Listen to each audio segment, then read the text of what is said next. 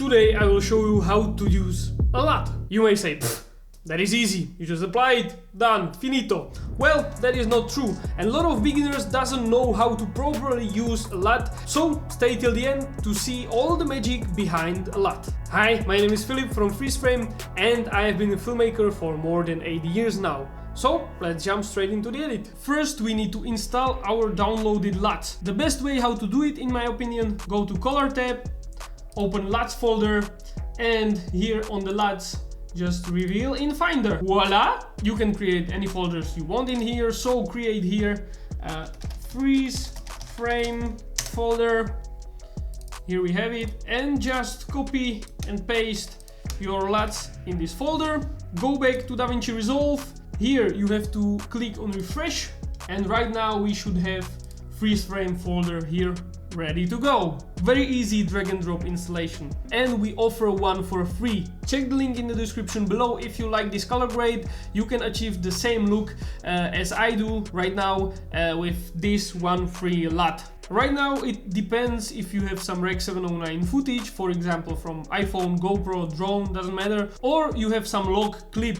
We will start with the log clip. Here I have very nice shot. First of all, you need to transfer the footage to Rec 709 in order for these LUTs to work. Color space transform. This is shot on a Blackmagic camera, so you need to find your camera and in which color space it is shooting. Blackmagic cameras usually shoot in Blackmagic Designed Wide Gamut and Blackmagic Design Film Gen 5, and then you convert it to Rec 709, and if you are on a Mac, use Rec 709A. If you are on a Windows, use Gamma 2.4. Right now we have our base, and you will just create a new node and simply apply any of these LUT. Let's for example pick Frost Glow, and you can see before after what it does.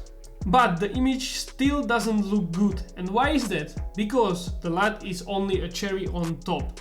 So I will show you more ways how to improve your image and get much better color grading. So we always have to put the LUT after the color space transform, and here we will add a new serial node before it, and we will start with exposure. You can see even on the histogram that it's a little bit dark, so just brighten it up on the HDR wheels.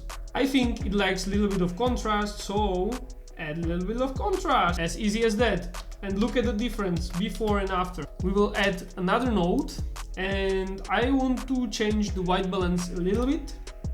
So go to HDR wheels, like this, and like this. You can see the skin tones nicely popped. You just have to play with it, tweak it till you like it. Don't go too far with it, but little adjustments can make a big difference. And last but not least, saturation. I usually tend to use just the saturation here on the HDR wheels, and you can see before and after. But that is still not it. These LUTs from Freeze Frame are designed to give you a film vintage nostalgic look.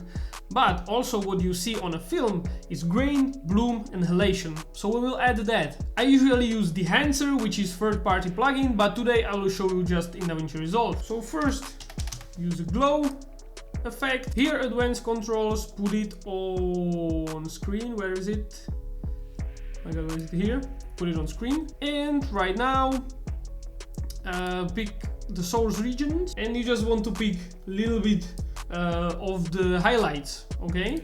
And you can play with these settings. I usually leave it as it is, and it will glow up your footage a little bit.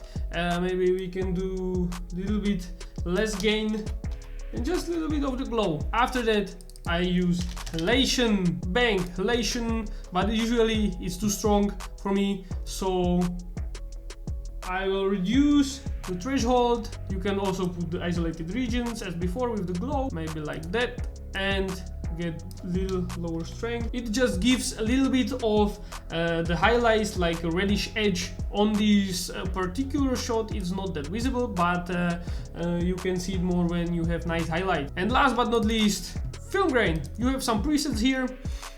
Here with the DaVinci pre-built function. I usually stick with the 16mm film, something like that.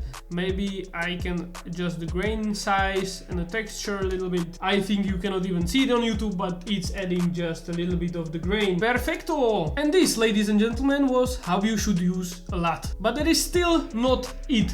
You can use some overlays and effects to even more emphasize the film look and give it just a nice touch. So I will take another one of the products from Freeze Frame. It's film frames, and you just put it on your footage, bang, done. You don't have to do anything else.